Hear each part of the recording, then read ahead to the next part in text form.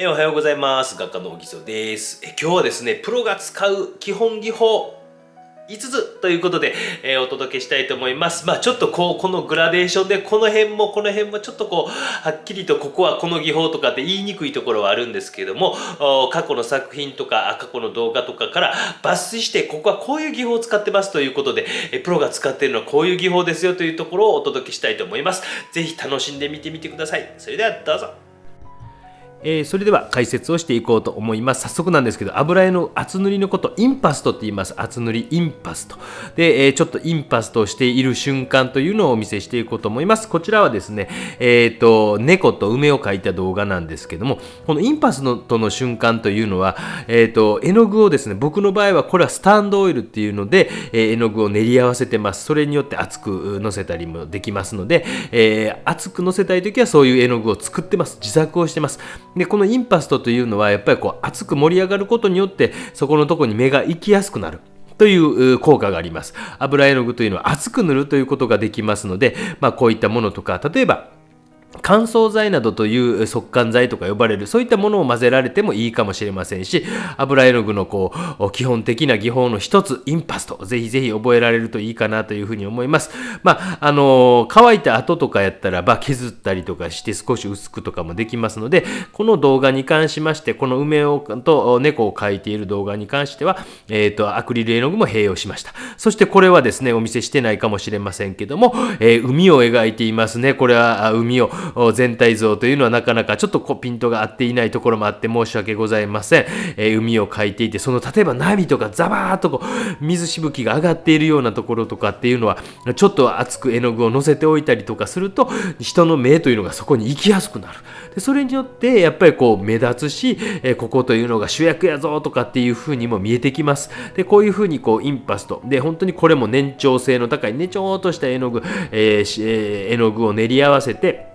それで厚く塗っていく。私の過去の動画とか見ていただけると分かると思います。いろんなところでこういったことも見せていますけども、こういうふうに絵の具を厚く塗ることをもう一度言います。インパストというふうに言います。で、これなんかも実は、すすきですね。すすきを描いていって、初めの方の段階なんですけども、すすき、これもちょっと、例えばすすきの葉も、これもちょこっとだけインパストしてます。これをハッチングというのか、なんていうのか、ちょっと実はでも絵の具を厚く塗ることによって、後でグレージングという技法も今回出てきますけども、そういった時に効果的になってくるわけですね。こういうことをちょっと覚えられると、少し厚く塗っていくということをインパストと言って、ほんの少し毛先に絵の具をぴょんとつけて、そしてあとはやはり基本技法としてはぼかし、グラデーションですね。こちらの技法。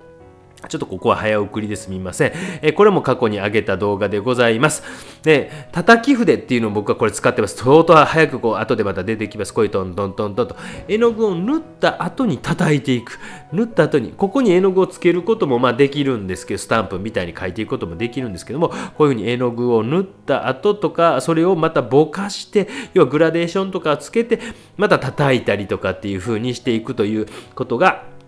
油絵の具の基本技法なんですね。油絵の具っていうのはこういうことができますっていうことです。塗って叩いて。で、これなんかもそうですね。絵の具、まだ乾かないうちに叩いてますね。絵の具を置いて、叩いていく。ここ今の段階じゃなくて、ほっぺたとかなんていうか柔らかく絵の具がなっていく。で、あとはこれ、ちょっと一瞬だけここの場面しか使ってなかったですけど、こういうふうに柔らかい扇形の筆なんかっていうの、今一瞬しか映ってませんでした。また巻き戻して見てみてください。ここに毛に何もついてない、油も何もついてない状態で絵の具と絵の具を、で、ぼかすとか。で、大きい面積とかも、絵の具を置いて、叩き筆やったら叩いていくとか、扇形の筆やったら乾いた状態でピヤーっとしていったりとかすると、ボケてきます。これをボケるというのも油絵の具の、やはり基本技法の一つです。絵の具というのの乾きが遅いのを利用して、遅いということがやっぱりすごく大事です。叩いていってグラデーション。で、この時のコツというのは、明るい部分から叩いていくというふうに私は教わりました。で、私は今もそれを実践していますけども、で、絵の具がここの毛のとこついたら、拭き取って他の絵を描いておりますけど、また富士山描いてますよね。空のところとかのグラデーションとかをトントントントントンってグラデーションをつけていくときに、明るいとこから叩いていくという、ことでございます。で、油絵の具はこれはすごくやりやすいです。アクリルとかはちょっと難しいかなと、乾きが早いので、できやんこともないとは思うんですけども、油絵の具が僕はバチッと自分の思い通りにはいくかなというふうに思います。その辺が油絵の具の持っている、特性の一つですね。ということです。これなんかはぼかして叩き腕で叩いて、これはスカンブルという方法でもあります。ちょっと後でも出てきます。ここの場面というのは、これ半透明の色を塗って、そしてぼかしていってる、ということです。また後でも出てきます。こういうとこはね。こういうのもまた空を塗ってグラデーションをしているという同じような作業ばっかりですけども、グラデーション作るのって油絵の具が一番楽です。私の経験上ね。他の画材とかやったらなかなか難しいから、例えばハッチングとかっていう方法とかも使ったりしますけども、グラデーション作るんやったらこれめっちゃ楽ですね。油絵の具というのは乾きが遅いので、微妙な雲とかね、なんか境目、境界線が見えへんようなもんとかっていうのは、こういったものを使って描いたりとかっていう風にしています。これはマスキングテープだったりするんですけど、ちょっとその剥がす瞬間も面白いから載せておきました。これはまだ公開していないかもしれません。いつかこの作品とかも公開していこうと。で、今度はグレージングとスカンブリング、この2つの方法です。似たようなところあると思うんですけども、スカンブリング、ちょっとここのパーツは少し長いです。いろんなとこでやってますので、私はこのグレージングというのを覚えられるといいんちゃうかなという、これ今スカンブリングといってちょっと白っぽい、白を混ぜたような、で、下の絵の具が透けて見えるような不透明、半透明と、不透明または半透明って書いてあったりしたりとかね、なんかこう、なかなかこう、文章だけで伝えると難しいけど、僕はこれスカンブリングというふうに言ってますけど、乳白色、これはグレージング。今、透明の絵の具を塗っていってるのはグレージングっていう。でもあんまもうその辺の境目ってあんま真面目に考えん方がええかなと僕は思ってます。ね、これはグレージングじゃないとダメとかスカンブリングじゃないとダメとかって思いすぎてしまうよりは、ちょっと白っぽいの入ってる時はなんかそれはそれでよかったり、逆にここは絶対透明でいった方がええわとか、その辺というのは結構臨機応変にやられたら、今これ完全グレージングって言って、透明の絵の具をで指ですり込んだりすることによって絵の具の凹凸の中にへっこんでるところに入っていってくれるわけですよね、絵の具がね。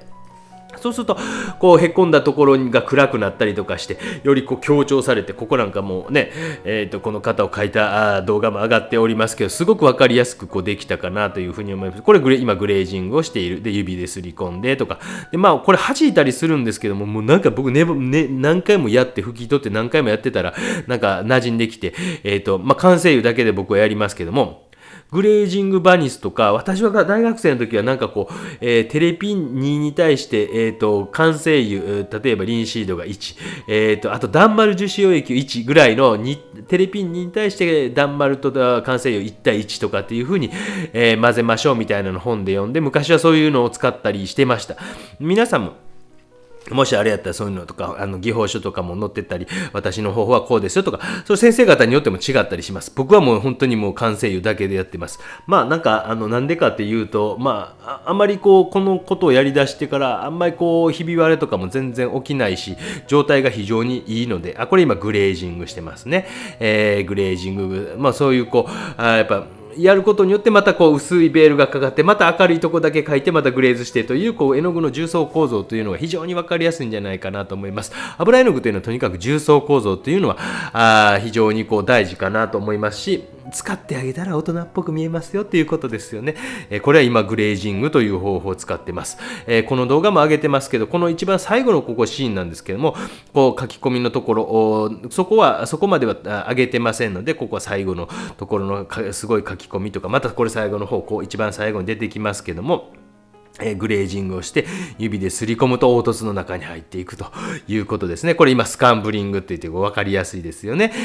少し白っぽい黄色っぽい、紫色のグレーズした後に僕はスカンブリングというの、その辺を臨機応変にやってます。例えば紫の上にはちょっと黄色みがかったちょっと反対色ですよねに対して、また青っぽいのでグレーズした後赤っぽいのでまた上から描いていくというまた反対色とかっていう風にやったりとかし、いろんな方法を取ります。その辺っていう臨機応変に楽しみながらやっていかれたらいいんじゃないかなと思います。そしてこれは、これスカンブリングっていう感じで、書き込み、書き込みの部分でもあるんですけども、少し乳白色、これはまたグレージングというのをしておりますよね。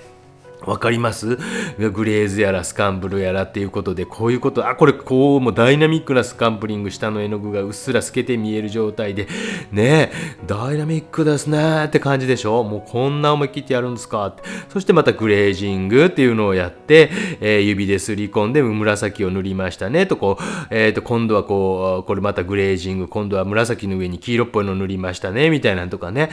結構そのあたりというのは自由を気ままに臨機応変に、方法論をあまり決めずにっていうところはあるかなと思います。影の中っていうのはかなりこうグレージングが重なってきて、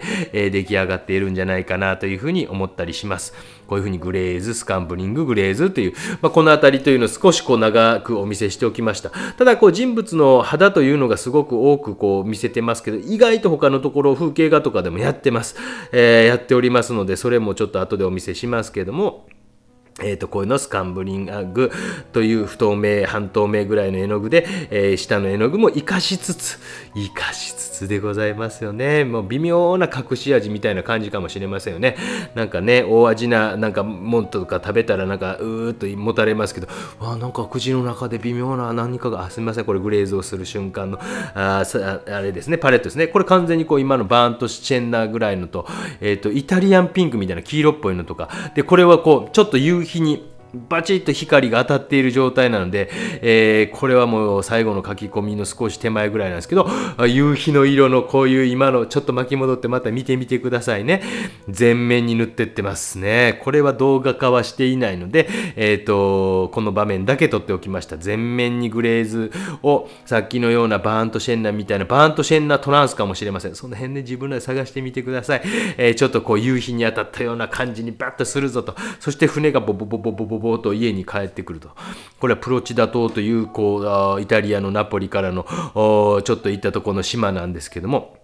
夕日がボンと当たって、それこに船が帰船していくという、ね、状況を書いていってます。そして、指ですり込んでいったら、塗っていった絵の具とかの凹凸の中に入り込んでくれたりとかするので、指ですり込んだりします。そしてこれスカンブリング。ね、これちょっとパレットを見せておきました。ね、ここまで見せんのかとよく言われますが、全然いいですね。もう皆さん参考になれば。ちょっと紫色作ってますね。青、コバルトブルーと、あれはクリムソンレーキみたいな赤を混ぜて紫色みたいなの作って、白を混ぜております。それをこんな空の奥の方にぶわー塗ってってますね。すごいですよね。で、下の絵の具も本当に空気のもやがかかっているような状態にしていくために、これぐらい大胆な、大胆。怖い。ねえ、怖いわ、できひんわって。でも油絵の具のいいところっていうのは、こういう風に塗っても、あかんかったら拭き取りはええかな、みたいな気持ちがあります。ただ、下の絵の具がやっぱ完全に乾いてないと、こういう技法はできないと。だから、乾かしながら描いていくということと、乾かない、完全に乾かしてからやるということの、差みたいなのを、ちょっと、そして叩き筆で叩いていくっていうことをしていってますよね。ここ下のとこグレージングというのをすると、こんな風になりますよって、海のところグレージングって、そこからまた不透明の絵の具で描いていったんですけども、グレージングっていうのを今していって、おります。これはコバルトブルーとウルトラマリンブルーやったと思いますけども、そういう風にしていって、指でティッシュでちょっと拭き取って、軽めに拭き取って、指ですり込んでみたりとかっていうことをしていってます。指ですり込んでとかってね、していってます。こういうのをグレージングと言います。わかりますかね、勉強になるんじゃないですか。筆の後ろで引っかいてみたりとか、この辺もグレーズした後ちょっとティッシュで拭き取ってみたりとかしていってるわけですね。こんなに技法ってあるんですかって感じかもしれませんけども、こういうのを覚えていかれると絵がちょっと深みが出てきたりとかします。そして削り出し引っかき、ここもめっちゃ短いです。すみません。これも油絵の具のできるような、これは今アクリル絵の具ですけども、これカッターの刃でギコギコやっている瞬間、これなかなか皆さん衝撃的やったかもしれませんけど、カッターの刃でギコギコやると絵の具を何層か重ねたのが、もうこれはアクリルやからこれ大胆にいけるとかありますけど、油絵の具でもやります。でもこんな全面いくっていうこともある時は大きい作品とかやりますよ。僕は大きい作品、これなんかはそうですね。カッターの刃でって書いて刃が間違えてますね。これね、すみません。過去の動画でございますけども、歯が間違えてましたね。そして引っかいたり、こう下の絵の具を引っかいて出してみたりとか、へこましたりとかっていうことをしたりとかもしていますということですね。そしてこう最後はハッチング、そして描き込み、ここのハッチングと描き込みを最後お見せして、終わろうかなと思います。5つ目の技法としてはこういう技法ですね。本当に細い面相筆を使って、これはハッチングではないですけど、髪の毛を細く長くこう引いていくような時とかに、こういったことをやっております。これも動画をもう公表しているか否か分かりませんけども、要はどんな絵描くときも大体僕はその油絵の具の持っている特性とか、油絵の具はこういう風に使えますよっていうことをなるべく最大限に生かして描こうとしています。それはもう伝統的な昔からある技法の中からも垣間見えたりするんですね。で、別にそんな新しいことをしているわけじゃないんです。でも皆さんもやっぱりその今絵を描いていたりとかして、もう全くね無の状態からやるというよりは、昔にされていたこととかも学ばれてもいいと思いますし、私はそういう風に今までやってきました。やっぱりすごい先輩たちがね、レオナルド・ダ・ヴィンチにしてもね、ラファエロにしてもミケランジェロにしてもカラバッジオにしてもですね、いろいろいますもんね。で最後こういうネチネチネチと、もしかしてヤン・ファン・アイクかもしれませんしね、という歴史の中にいる諸先輩方とかを参考にしながらということで、この辺はハッチングとも言えるかどうかわかんないですけど、その辺のね微妙な書き込みというふうに言うときましたけど、ハッチング的な要はハッチングっていうのはなんていうか、もうより細かいの線とかを繰り返しながら、例えばクロスハッチングとか線描で斜めにハッチングとかっていう方法ありますよね。でそういったものを積み重ねていっているというわけです。細かい描写もお見せしてね、ここの鼻のここのとことかにやっぱハッチング的なのが少し前にやってあるのがにグレーズが入っていってるのなんかがよくわかるんじゃないですか。そしてこれ最後本当ハッチングというのか点描というのか、もうその辺ってね難しいでしょ。そのはっきりとハッチングやってますとかっていうよりは、やっぱ物の質感に合わせたりとかして絵の具の表情を豊かにしていくということをしていってます。この辺なんかハッチングというのか点描というのかということでございます。ネチネチコマコマコマネチネチとやっていってます。この辺というのはなかなかアップにしてここまでお見せすることっていうのねないですけども、これぐらい皆さん見たら、うわこんな最後プロってやってやんやって感じでしょ。いやいやね、怖いね、気持ち悪いねっていう感じかもしれませんけど、こういう風にしてやっぱ下の絵の具とかも残しつつ、うっすら見せつつ描いていっているということがよくわかるんじゃないでしょうか。こういうところは書き込みということでしょうか。ハッチングと書き込みのその境目みたいなのが難しいから両方書いておきましたけど、最後の技法としてはハッチング、であるとか書き込みであるとか、この辺の油絵の具の特性、例えば油絵の具って細かく書けないでしょとか言われがちですけど、いやいやいや書けますよと私は何度も言ってきました。例えばヤン・ファン・アイク先生のね、アルフォルフィーニ氏の夫妻の肖像なんていう本当に油絵の歴史的作品がございますけどもね、あんだけのことができるわけですよねとかっていうことがありますもんね。だからこの辺ちょっと暗く画面がなってしまいましたけども、この辺をハッチングとかっていうので微妙な複雑な表情をこれはスカンブルとも言うかもしれません。だからもうその辺のもうわからないね、わからない、この辺もスカンブルかもしれませんし、書き込みもその辺はねもう適当に許してください。こういうふうに微妙ないろんな技法を組み合わせながらグラデーションがいろんな技法のグラデーションみたいなのがつきながら絵って複雑になっていく、私の特に方法みたいなね、写実的に描きたいななんていう風な思う人はそういう技法というのがあるんやでということをちょっと知っておくとちょっと違うかなと思います。なかなかね、学校に行けないとかね、勉強例えば絵画教室近くないとかいう方いるじゃないですかね。そういう人のためにもこういうの参考になればなと思って頑張って作っとるわけですよね。皆さんね、そういうのを例えば個展とかしたら助かってますとか言われるとおっちゃん嬉しいんですよね。そういうのは本当にね、行きたかった学校に行けなかったクソと思ってもね、その先もっと長いですからね、皆さんね、若い頃美大に行きたかったけど親に反対されたとか今からでもできますよと思います。今からでも全然できると思いますし、子育て忙しいからっていう人もね、ちょっとデッサンしてみようかなとか水彩描いてみようかなとか10分20分でもね、空いた時間見つけたらちょっとストレス発散になるかもしれませんしね。大変よ子育て分かってるわよね。大変ですよね。本当に育児の大変さが100分の1か1000分の1か分かりませんけど分かっている、おじさんでございます。3月も下の方の子供だけですけどワンオペがあります。2泊3日ドキ々もしております。はい。っていうね、もうそんなね、大変ですよね。っていうことで、この辺、ちまちま細かい描写と、最後は髪の毛の書き込みをお見せして終わりたいと思います。油絵の具のプロが使っている基本技法5つということで、どうですか？わかりやすかったですか？おさんうるさいですか？ミュートにしてくださいね。はい、消してください。おじさん邪魔やったらガムテープでも画面に貼ってください。はい、適当にその辺はお願いいたします。まあ、こういうふうに解説をしながらやっていくパターンをちょっと作り続けているんですけどもね、どっちが正解か不正解か分からず、ずっとやってます。編集大変なんじゃないですかって言われますけど、全然簡単です。これめちゃくちゃ簡単なんですけど、髪の毛の描写をね、ポコッとはめ込むだけなんで、はい、簡単です。ちょっと音声がずれることあるんですけどね、はい、髪の毛を最後描いていっております。この辺なんかはね、もう最後の書き込みの段階、ちょっと見たかった、これぐらいアップで見たかったっていう人もいたんじゃないですか。作りましたよ、兵庫のタコせんべいの方、最後のところお見せしましたよ、見たかったってコメントあったんでね。はい。ということで、最後こういう風に。で、これもまあインパストっちゃインパストなんですよね。ほんの少し厚く塗ってたりとか。で、唇とかもこうやってね、じゅまじゅまじゅまじゅま、あとこうね、これもグレーズっちゃグレーズなんですよ。難しいでしょ。だから境目がまあね、ハッチングではないですけど、これグレーズっちゃグレーズなんですよね。でも細かい描写を透明層を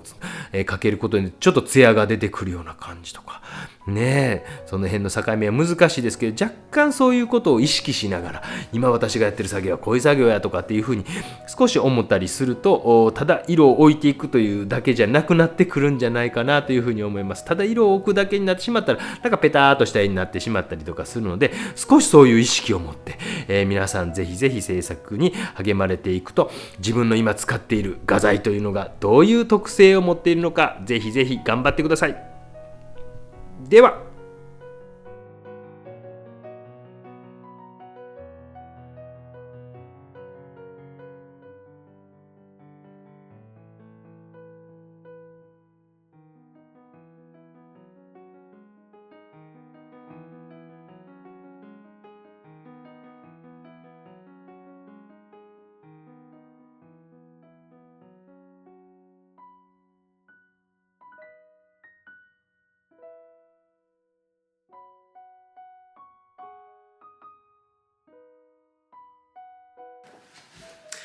ご視聴ありがとうございました。どうだったでしょうか。まあこういうのをですね、微妙に織り交ぜながら描き上がった絵、近く寄ってみるとそういったことわかるんですけども、やっぱすごく複雑にするためにこういった方法を使っているんだなっていうことを分かっていただけたんじゃないかなというふうに思います。今後もぜひご視聴よろしくお願いいたします。それではまた。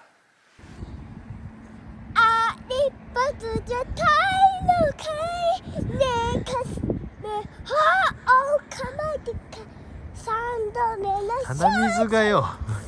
チャンネル登録は？チャンネル登録は？